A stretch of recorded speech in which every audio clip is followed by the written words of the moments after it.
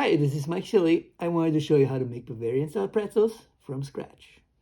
I like to bake them the way I enjoyed them growing up in Bavaria. Soft on the inside, crunchy on the outside, a little bit of salt on top, and a nice brown hue.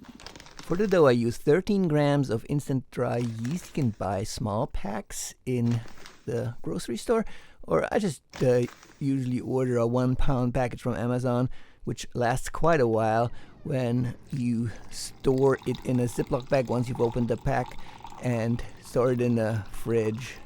Then comes 365 grams of lukewarm water, about 80 degrees Fahrenheit. Might be weird to measure water in grams, but it's the most accurate way. And when it comes to baking, it's really important that you're accurate about your measurements. 10 grams more or less sometimes really makes a difference.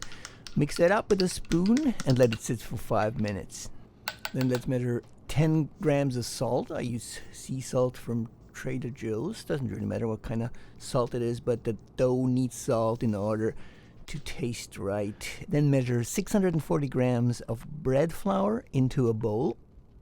And the dough also needs some butter or olive oil. I use unsalted butter, about 23 grams of it. If you use salted butter, like many people in the US do, you need to cut down on the salt that we measured previously. I also like to melt the butter in the microwave beforehand so it's more easily distributed in the bowl with the flour. Now go ahead and pour the pre-weighed salt into the flour. Stir it with a spoon a little bit and also pour the melted butter into the mix. One additional item that promotes good rise in the pretzel dough and also makes for good browning of the crust is diastatic malt powder. Just pour in a teaspoon or so. Now let's start kneading the dough. You can certainly do that by hand, but what's more convenient is a kitchen stand-up mixer. I got one from KitchenAid, which works pretty well. Put on the dough hook and turn on the mixer. Then while it's running, slowly pour in the yeast water and let it run for about 5 minutes. Occasionally it happens that the dough gets stuck on the sidewall of the bowl. If that is the case, turn off the mixer real quick and shape the dough into a consistent ball. When done, turn on the mixer again and resume the mixing process. It should take about 5 minutes for the dough to lose most of its stickiness and to become really smooth on the outside and easy to handle. After 5 minutes, or when the dough has reached the desired consistency, shape it into a consistent ball and cover it up with some plastic wrap to prevent it from drying out. Put it in a warm place, about 80 degrees Fahrenheit. What works best for me, I've found, is if I leave the oven door open and heat up the oven to 350 real quick, then turn the oven off, and the heat that comes up from the open door will provide a fairly warm environment, ideal for the dough to rise slowly.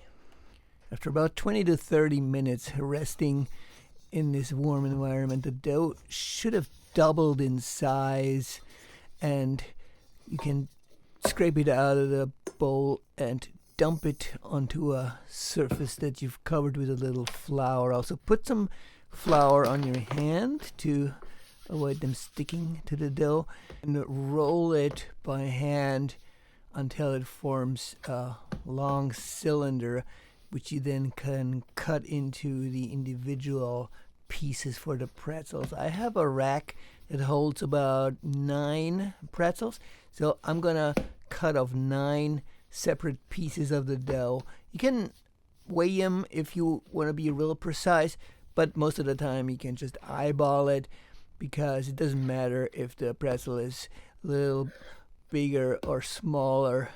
Sometimes it's even nice to have a different size pretzel available depending on how hungry you are. Anyway, so if you're done cutting them into pieces, and I want to do 9 pieces because I have a 3x3 rack, you start rolling them into cigar-like shapes. So we're not going for the complete pretzel shape right now, because the dough needs to relax before we do that, otherwise the pretzel will shrink. So just make a nice Cuban cigar and keep those under plastic wrap for another 20 minutes so the dough can relax. And afterwards we're gonna go for the complete pretzel shape. After 20 minutes the dough should be very soft and easy to handle, and all you need to do is stretch it out by rolling it. Also make sure that the ends are very thin and we have a thicker dough in the middle, because the pretzel will be thicker in the middle and the ends, which are the crust dough strings, are supposed to be very thin and crunchy. Let's watch it again. Stretch it out by rolling it and make sure that the ends are thinner than the middle. Do that on both sides until you get a really long string, which you then pick up and swing around like a jump rope, which stretches it out nicely and evenly, and then swing around that bottom loop by 360 degrees and put the ends down. You can also do it manually, but it looks much better if you know how to do that move. Once you've shaped all the pretzels, it's time to preheat the oven for about half an hour to 450 degrees Fahrenheit. And while this is going, we're going to start the pretzel browning process. Now, without any helpers, the pretzels would end up the color of soft rolls and also taste like that, to get this nice brown hue onto the pretzels and this typical pretzel taste. What you need for this is food grade lye, which you can buy on Amazon, but this is serious stuff. You read the label, it says it's both food grade sodium hydroxide and drain cleaner at the same time, apparently. So what we're going to do is dilute that highly concentrated sodium hydroxide from Amazon to a 5% solution, and also make sure that we bake our pretzels thoroughly to make sure all toxic components are burning off cleanly.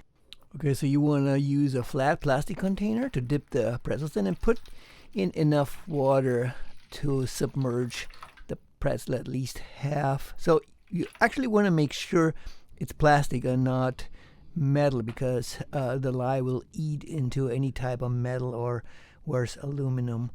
So the scale says it's 350 grams of water and I want a 5% solution, which means that for every 100 grams of water I need 5 grams of the sodium hydroxide, which means I need 17.5 grams total to get a 5% solution. Now I use a plastic brush to dissolve all the sodium hydroxide. Take your time there, because it tends to create crystals that take a while to dissolve. Also, don't breathe in any of the odor that evaporates. Also note that I poured the sodium hydroxide into the water and not the other way around, because in this case it would react fairly violently with the water. When it's all dissolved, put on a pair of nitrile gloves and place the container on a paper towel to avoid staining your kitchen counter. The gloves obviously protect your hands against the staining as well. Then carefully grab the pretzels and dip them into the solution on both sides. Let them drip off and then put them back on the cookie sheet that they were placed on. Be very careful not to destroy the structure, and make sure that the lye really drops off. You don't want any extra lye sticking on the parchment paper.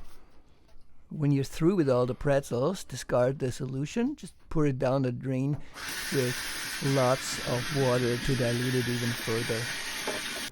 For the salt to sprinkle on top of the pretzels, you want to use something really coarse. The sea salt that I used previously for the dough is almost too fine-grained. If it's too fine-grained, then it will dissolve and it won't be noticeable as a decoration on the pretzels. So what I used here is this Hawaiian sea salt, which I think we brought back from Hawaii during a vacation and never used. This is ideal because it's so coarse and it will stay on top of the pretzels during the baking process and afterwards. And we are ready to bake the pretzels in the preheated oven. I like to spray a little water up front to make a nice steam inside the oven, which makes the pretzels a little glossy.